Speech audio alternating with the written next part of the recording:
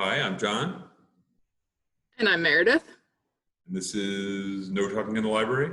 Today we're just going to be talking about some things we've seen recently. And the centerpiece, if you will, just to jump right into it, is the new comedy, recently released comedy featuring Andy Samberg, among a bunch of others, called Palm Springs. You actually mentioned to me that you thought this was a good... Have you seen this, actually?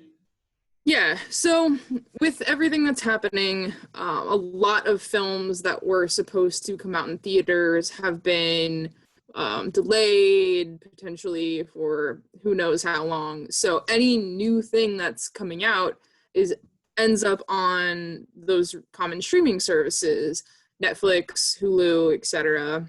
Palm Springs is on Hulu. Another earlier film that came out a couple months ago was the Lovebirds on Netflix, which was another movie that I think was supposed to come out in theaters. They put it on Netflix, and I thought it was pretty good. Yeah, you're absolutely right. Yeah, that's right.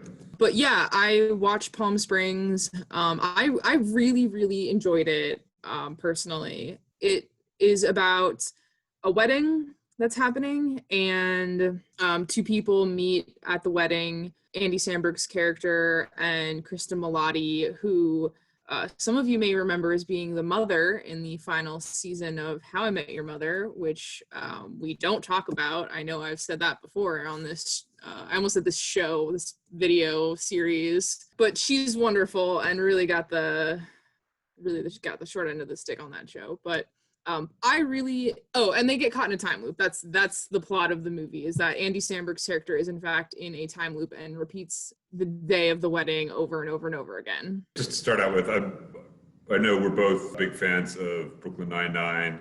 I mean, Andy Samberg, I think, was famous for SNL, obviously, and then Brooklyn Nine-Nine was a sort of major vehicle for him.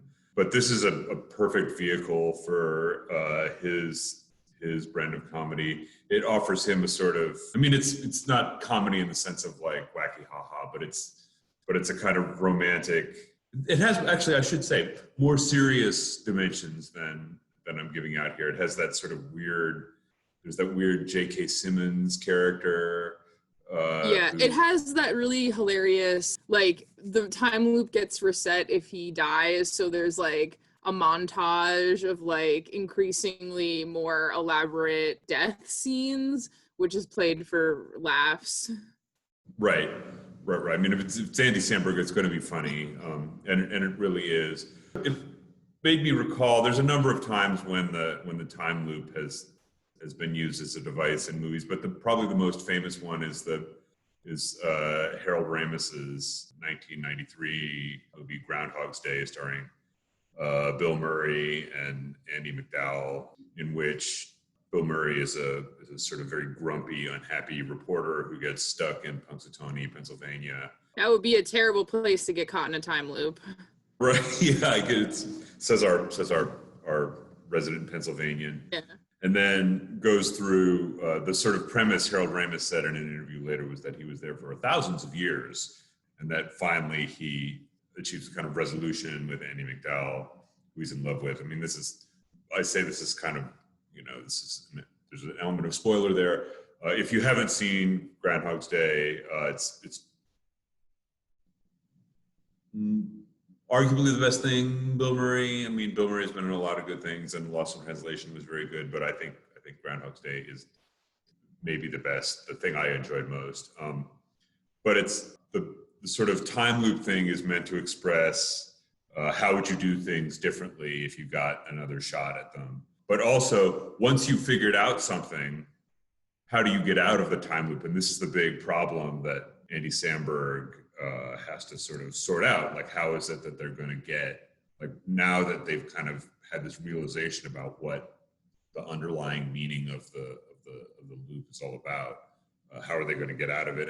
And what would you give to get out of it? Like, what would you be willing to do to really affect change in your life or whatever? And it's a kind of an interesting device. And I think it's really done well here. Like, when Groundhog's Day came out, a lot of people said, well, this is a really interesting concept, but does the actual movie live up to the sort of good idea that it's based on? There's a really funny scene in Groundhog's Day where he's been there so long. He relives the exact same day every day, and it resets. There's a scene where Bill Murray has been watching the same episode of Jeopardy so many times that he can't stop himself from shouting out the answers, like he's watching it with the other people in the hotel he's living in. But this is a kind of a different thing. It has a lot more complications. The thing that's really amazing about this movie, by the way, is it's only 90 minutes long. You will be shocked when you get to the end of it and realize that it's only 90 minutes, because there is so much stuff packed into this movie and so many kind of interesting twists. I think it's a really great take on the sort of Groundhog's Day repeating time loop type. Yeah, of thing. and I mean, Groundhog's Day is almost synonymous with time loop now. You know, I think more people think about that than the actual fake holiday. And I also think I don't want people to hear that Palm Springs is a time loop movie and be like, well, Groundhog's Day did it. Yeah, I think that it's not like it's a one and done. I think that other movies can use sort of that conceit of a character being caught in a time loop and still tell a really interesting story.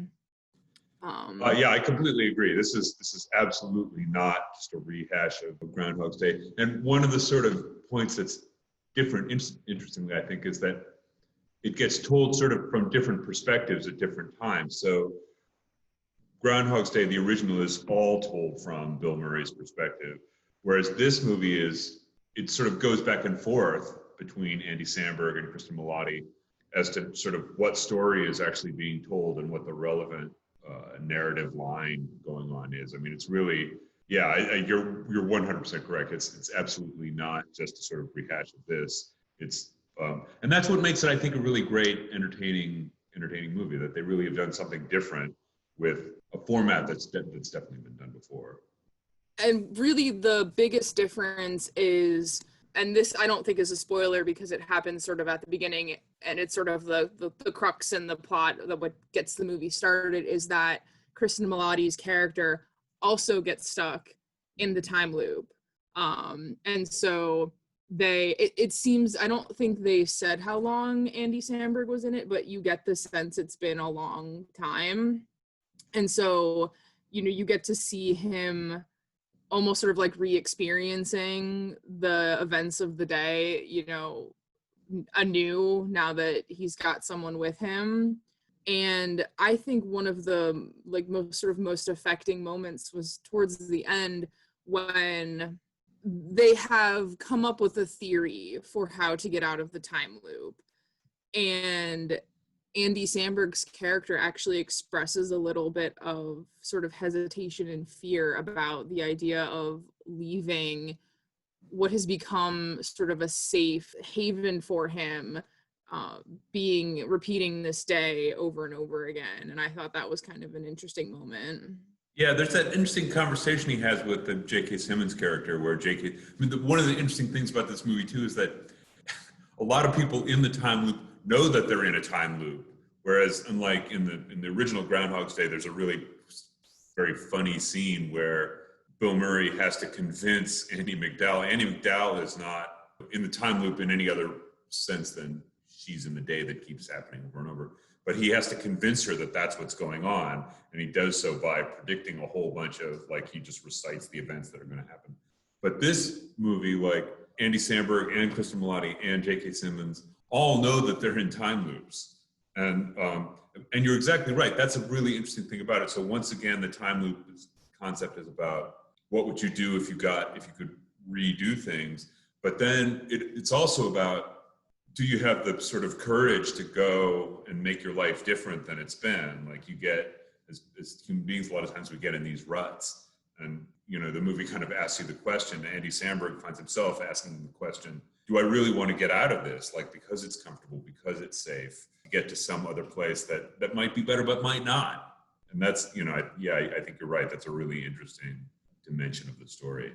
And I thought it was just a great, as you mentioned before, it's 90 minutes. I think more movies need to be 90 minutes long. It's packed full, you know, it's such a great watch because there's funny things happening. There's that, of course, the great a great montage of them, experiencing a bunch of days in a row, doing crazy, increasingly crazy stunts. Like, I think hijacking a small plane and crashing it, and like doing a choreographed dance and all of that. But it's fun. It's a little romantic, a little bit dark, I think, is also, undercuts that in a nice way. And it's 90 minutes. So it was a nice way to spend an evening watching a movie. Yeah, absolutely. And before, okay, so we spent a fair amount of time talking about that. The other thing I wanted to talk about, and I wanted to mention this just because we were talking, or you were talking at the beginning about things that got pushed back because of COVID-19. The Lovebirds was originally slated for theater release. It couldn't happen because of COVID-19, so they sold it to Netflix, and it came out on Netflix. This is a new movie that stars John Nanjiani and Issa Rae. Issa Rae, yeah. My brain is going away, as usual. As a couple who, they're in this very fraught relationship. They argue all the time. They've kind of decided that they're going to break up. And they're out on a sort of they end up encountering a series of events, and it's one of those movies that's sort of centered on the idea of people being involved in a situation where they don't exactly know what's going on, or where what's going on appears to be very different than what's actually going on.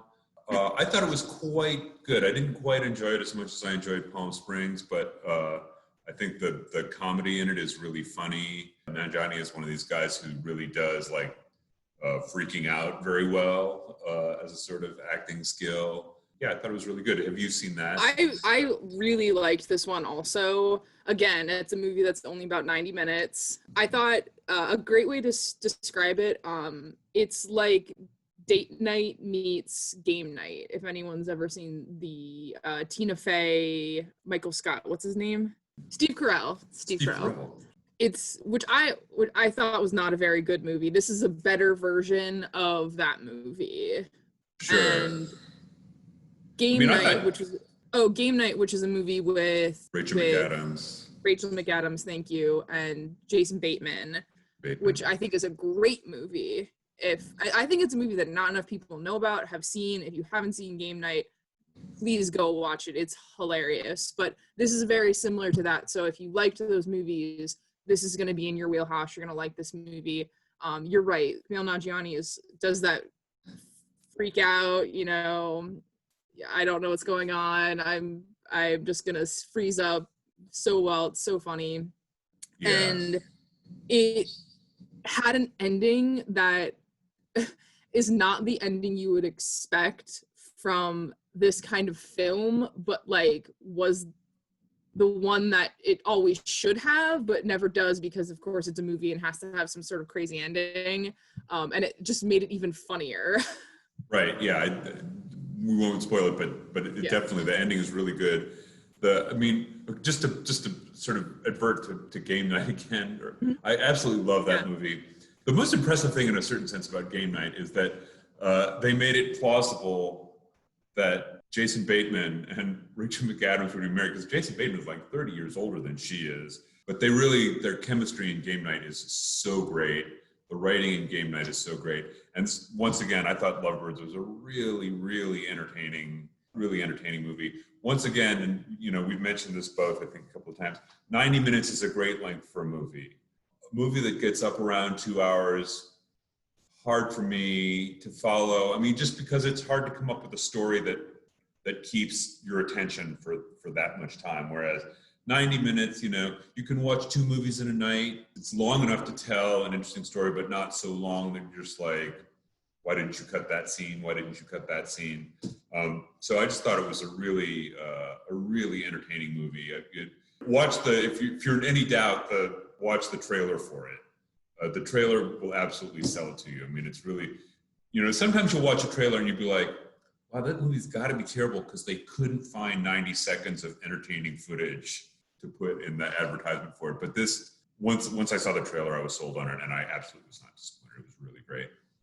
Yeah, I can't sell the strength of both of these movies highly enough.